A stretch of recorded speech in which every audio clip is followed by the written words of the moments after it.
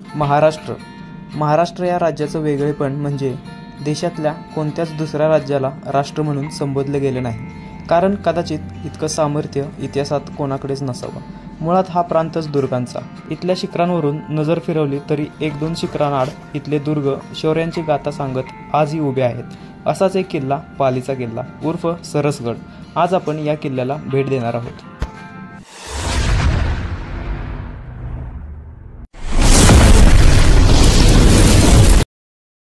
तर मित्रांनो, आपल्या आजच्या नवीन व्लॉगमध्ये स्वागत आहे. आमचा आत्ता जस्ट मृगगडचा ट्रेक कंप्लीट झाला आहे आणि इथून आम्ही जाणार आहे सरसगड या फोर्टला व्हिजिट करण्यासाठी.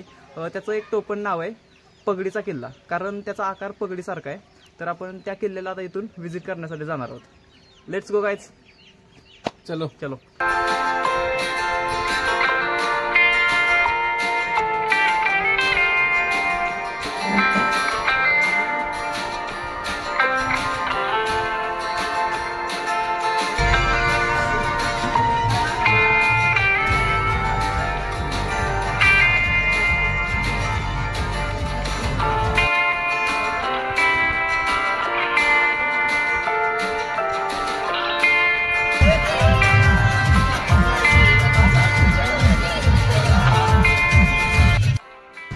तर मित्रांनो, फायनली आम्ही सरसगड या ट्रेकला सुरुवात करतोय. आता आम्ही देऊळवाडा या ठिकाणी आलेलो आहे. पाली गावापासून थोडं पुढं गेलं की देऊळवाडा एक प्लेस आहे छोटंसं. इथे राईट साईडला एक तळ आहे आणि थोडं इथून पुढं गेलं की लेफ्ट साईडून आपला ट्रेक चालू होते सरसगड यासाठी. तर चला, आपण आता टाईम न घालवता ट्रेकला सुरुवात करूया. इथून पुढं आलं की लेफ्ट साईडने हे बघा, इथून असा आपला ट्रेक चालू होते सरसगडसाठी. हा आजचा आमचा दुसरा ट्रेक आहे सरसगडचा.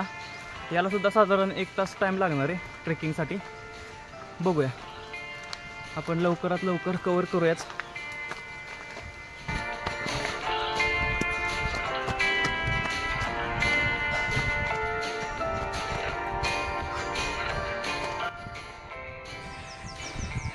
गडावर चढताना मित्रांनो हे बघा, अशी छोटी छोटी जलकुंड तुम्हाला बघायला मिळतील.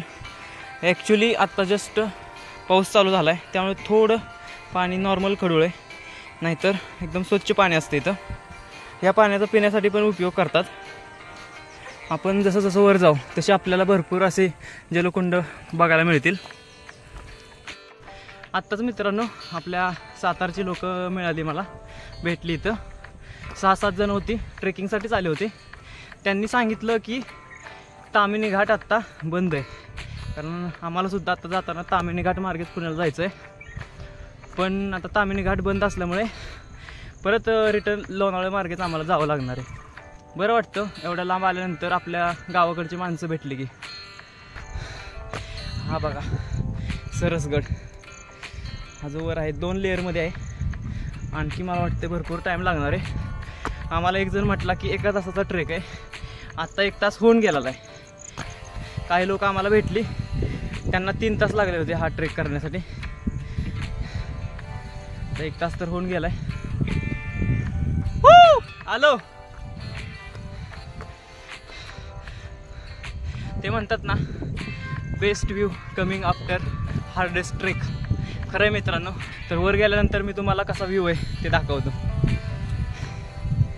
धुकं थोडं थोडं इथे खाली दिसते बघा, वर तर नाही क्लिअर आहे सगळं वर. बघूया. खरं तर धुकं वगैरे पडल्यानंतर फोटोज वगैरे नाही काढता येत, कारण पुढचं काही दिसतच नाही. पाऊस तर थांबलेला आहे. व्हिडिओ काढायच्या नादात प्रत्येक ट्रेकला मी पाठीमागच राहत असतो. ठीक आहे, आपण कव्हर करूया. वळत जातो जरा. वर आल्यानंतर तुम्ही इथं बघू शकता, याच्यामधून पायऱ्यांची वाट आहे आणि याच्या पाठीमागे जरा एक छोटीशी गुफा आहे. आतमध्ये खूप लांबपर्यंत दिसते, आत काही जात नाही. आपण आता इथून वर निघूया.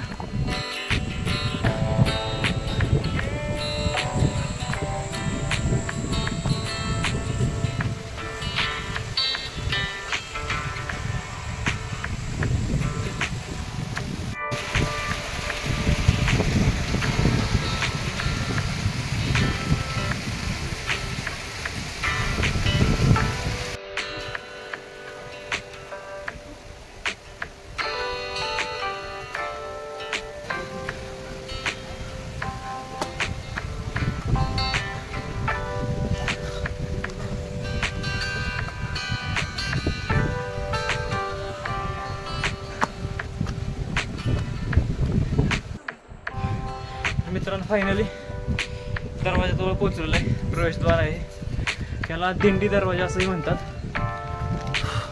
तर आता वर जाऊन आपण बघूया काय काय बघायला मिळतं आपल्याला.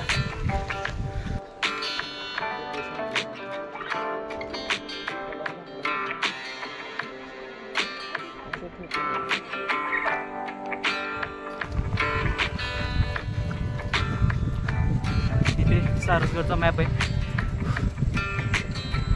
वेद सह्याद्री.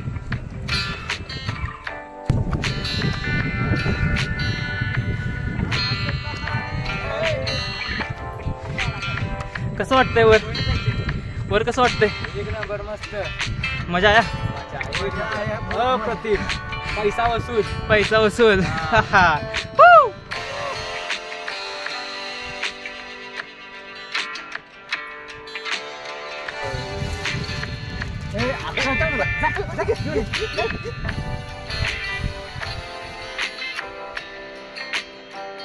गाड्यावर टाकतोय, कचरा करतोय. प्रथम सांग रे जरा त्याला समजून.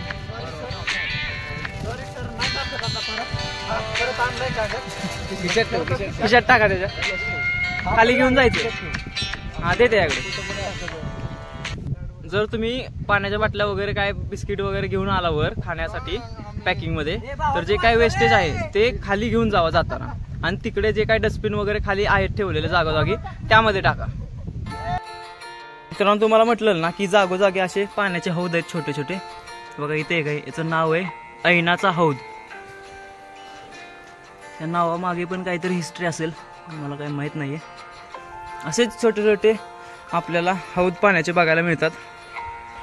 गडावर इथूनच थोडं पाण्याच्या हौदापासून पुढे आलं, इथे एक छोटासा चोर दरवाजा आहे.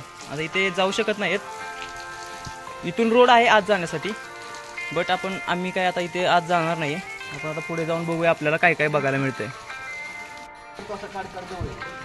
काय रे प्रथमेश आतमध्ये?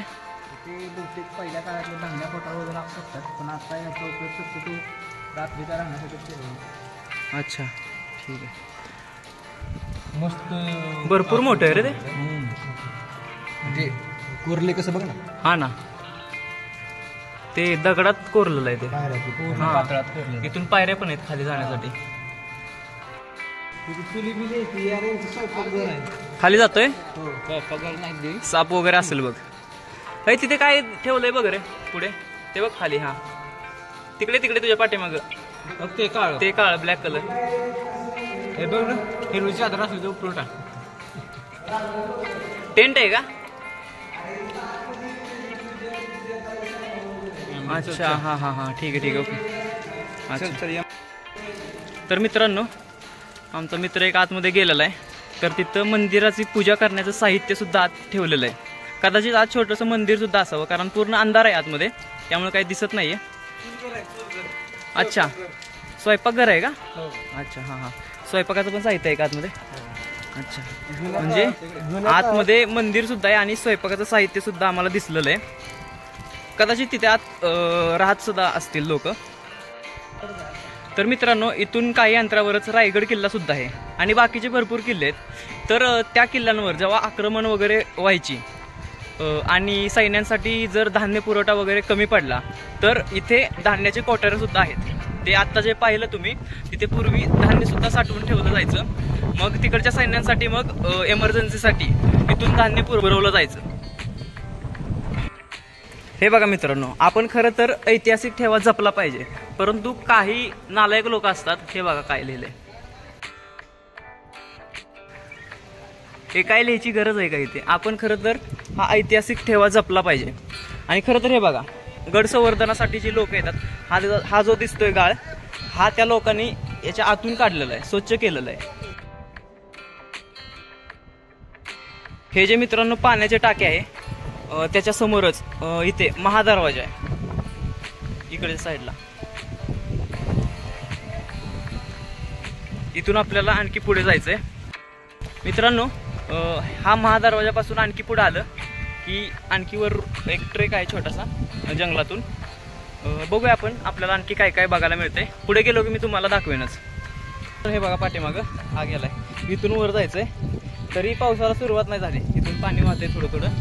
जास्त पावसाला सुरुवात झाली नाही, त्यामुळे रोड बऱ्यापैकी ठीक आहे. आता एका महिन्यानंतर जेव्हा पाऊस वाढेल तेव्हा इथून वर जाणं पण मुश्किल होईल. गडावर आल्यानंतर ह्या काही छोट्या छोट्या वास्तू आहेत, हे बघा पाठीमागे जुन्या पुराण्या वास्तू आहेत.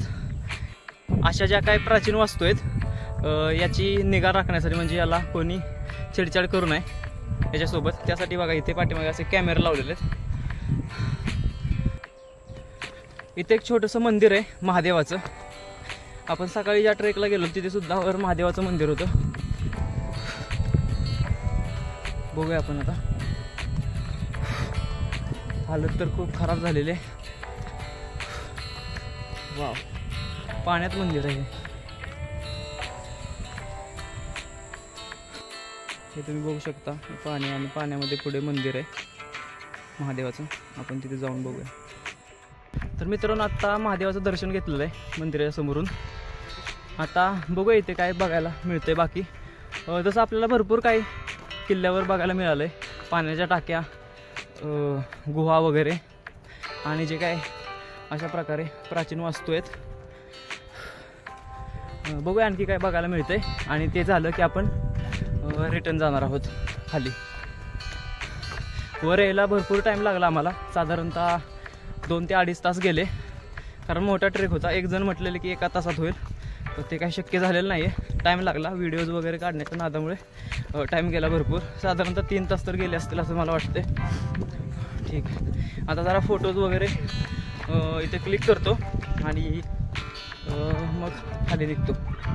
आता धुकं वगैरे तर काही दिसत नाही आहे, चांगली गोष्ट आहे, कारण धुकं असल्यानंतर फोटोज वगैरे काय काढता येत नाहीत.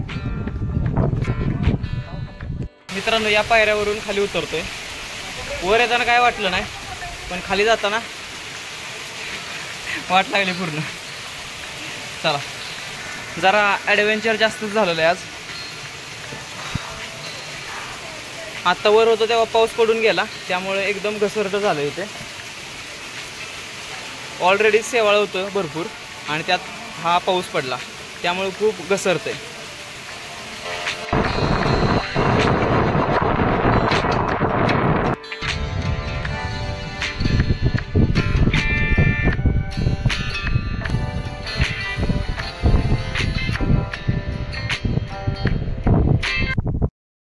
तर फायनली मित्रांनो, आजचा हा दुसरा ट्रेक सरसगड हा पण कंप्लीट झालेला आहे. यानंतर आपल्याला ताम्हिणी घाटला जायचं होतं, पण तो रूट बंद असल्यामुळे आता आपण लोणावळा मार्गे जाणार आहोत.